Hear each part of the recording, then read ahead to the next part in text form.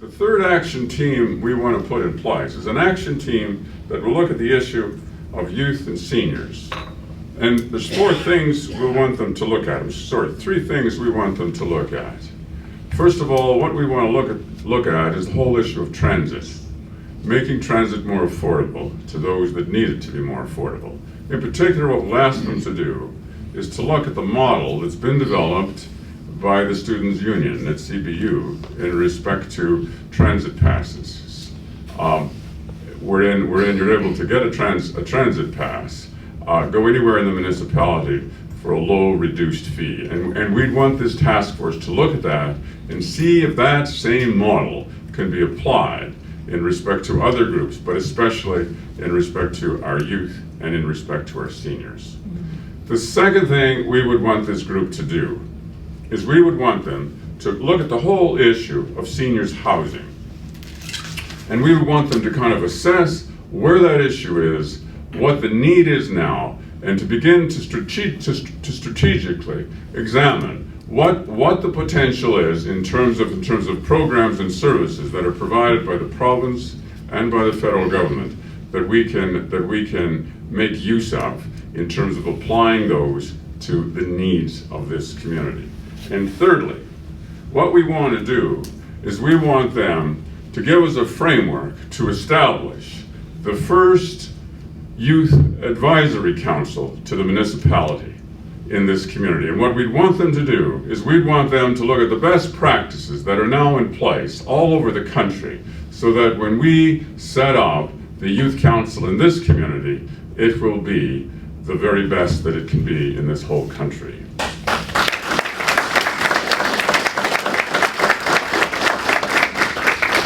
The fourth action team that we want to put in place is an action team that will look at the whole issue of population. What we'll charge this action team with looking at is how do we take advantage of the programs and the services that are presently under the umbrella of the province and the federal government, and how we bring those programs and those services to bear in this community so that we as a community can begin the process of rebuilding our population.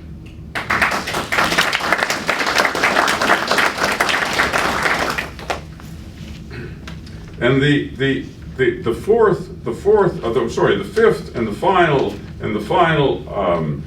task force that we want to set up is a task force that will look at the whole issue of vibrancy.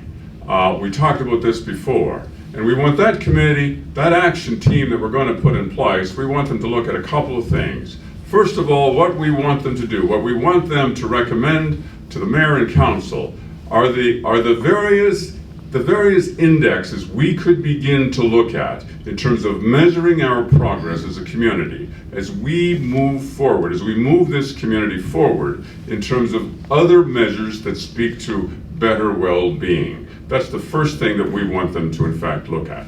The second thing we want them to look at, the second thing we want them to work on, is we want this action team to begin to have a serious conversation with the whole array of people and groups and organizations that are involved in the arts community in CBRM, so as to enable us as a municipality to understand in a strategic way how we are going to get under this asset we have, how we are going to get behind this asset we have, to reposition ourselves so that we can not only participate in what's coming and what is referred to as the creative economy, but so that we can lead in the development of the creative economy in this very own community.